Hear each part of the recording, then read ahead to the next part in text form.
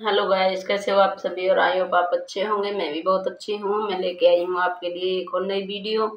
अच्छी लगे तो लाइक करना, कमेंट करना, सब्सक्राइब करना। रामचरितमानस से जुड़ी हुई है। रावण गिरते गिरते संभल उठा। उसके अत्यंत सुंदर मुकुट पृथ्वी पर गिर पड़े। कुछ तो उसने उठाकर अपने सिरों पर सुधार कर रख लिया, और कुछ अंगद ने उठाकर प्रभु के श्री रामचंद्र जी के पास फेंक दिए। मुकुटों को आते देखकर बानर भागे। सोचने लगे, विधाता, क्या दिन में ही उल्का पिंड होने लगा, तारे टूटकर गिरने लगे, अथवा क्या रावण ने क्रोध करके 4 वज्र चलाए हैं, जो बड़े धाय के साथ वेग से आ रहे हैं। प्रभु ने उनसे हंसकर कहा, मन में डरो नहीं।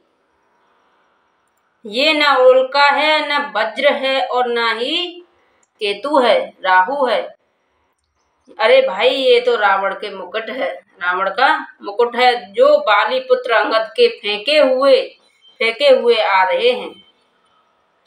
पवन पुत्र श्री हनुमान जी ने उछलकर उनके हाथ में पकड़ लिया और लाकर प्रभु के पास रख दिया।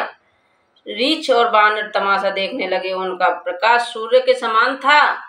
वहां सभा में क्रोधयुक्त रावण सबसे क्रोधित होकर कहने लगा कि बंदरों को पकड़ लो और पकड़कर मार डालो।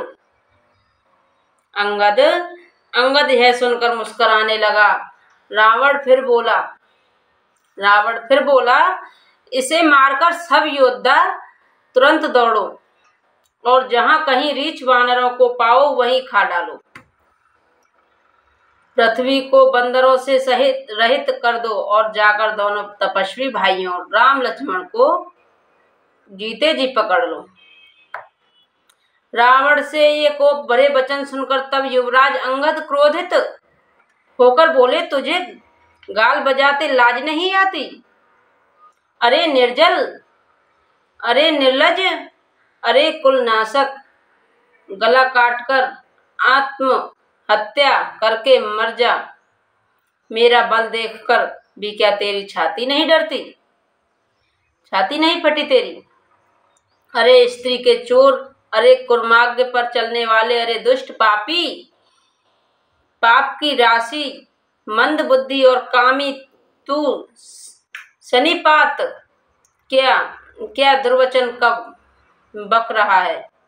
अरे दुष्ट राक्षस, तू काल के बस हो गया है।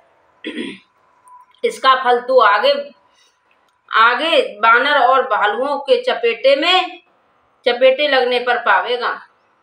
राम मनुष्य है, ऐसा वचन बोलते ही अभिमानी तेरी जीभ नहीं गिर पड़ी? इसमें संदेह नहीं कि तेरी जिह्वें अकेले नहीं, वर्षिरों के साथ रणभूमि में गिरेगी। दे दस्कंध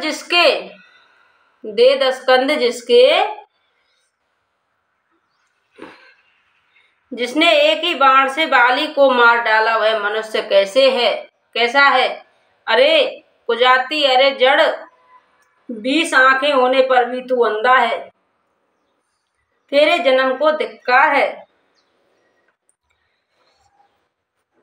श्री रामचंद्र जी के बाण समूह और रक्त की प्यास से प्यासे हैं, वे प्यासे ही रह जाएंगे। इस डर से, अरे कड़वी बकवास करने वाले नीच राक्षस, मैं तुझे छोड़ता हूँ। मैं तेरे दांत तोड़ने में समर्थ हूँ, पर क्या करूँ, श्री रघुनाथ जी ने मुझे आज्ञा नहीं दी। ऐसा क्रोध आता है कि तेरे 10 मुंह तोड़ डालूं और तेरी लंका को पकड़कर समुद्र में डुबा डालूं। ऐसा अंगद वचन बोलता है, रावण के लिए ललकार देता है।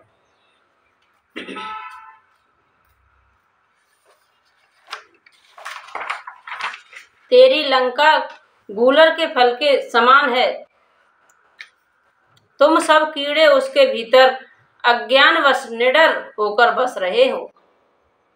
मैं बंदर हूँ, मुझे इस फल को खाते क्या देर नहीं लगती, पर उद्धार कृपालु श्री रामचंद्र जी वैसी आज्ञा नहीं दी।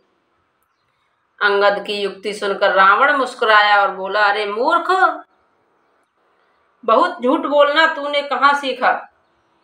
बाली ने तो कभी ऐसा गाल नहीं मारा। जान पड़ता है तू तपस्वियों से मिलकर लवार हो गया है। अंगद ने कहा, अरे 20 भुजाओं वाले, यदि तेरी 10 जिब्बें मैंने नहीं उखाड़ ली तो सचमुच मैं लवार ही हूँ। श्री रामचंद्र जी के प्रताप को समझकर स्मरण करके अंगद क्रोधित हो उठे और उन्होंने रावण की सभा में प्रण करके धृष्टता के साथ पैर रोप दिया और कहा, अरे मूर्ख, यदि तू मेरा चरण हटा सके तो श्री रामचंद्र जी लौट जाएंगे। मैं सीता जी को हार गया। रावण ने कहा, हे सब वीरों सुनो, पैर पकड़कर बंदर को पृथ्वी पर पछाड़ दो। इंद्रजीत, मेघनाथ आदि अनेकों बलवान योद्धा जहां तहां से हर्षित होकर उठे। वे पूरे बल से बहुत से उपाय करके झपटते हैं, पर पैर टलता नहीं। तब सिर नीचा करके फिर अपने अपने स्थान पर जा बैठते हैं। काकभूषण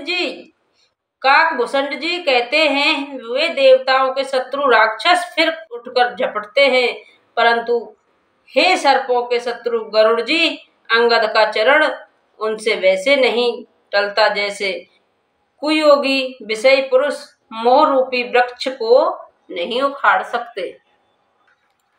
करोड़ों वीर योद्धा जो बल में मेघनाथ के समान थे हर्षित होकर उठे। वे बार बार झपटते हैं, पर बानर का चरण नहीं उठता। तब लज्जा के मारे सिर नवाकर बैठ जाते हैं।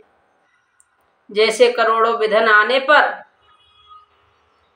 भी संत का मन नीति को नहीं छोड़ता, वैसे ही बानर अंगद का चरण पृथ्वी को नहीं छोड़ता। यह देखकर शत्रु रावण का मद दूर हो गया।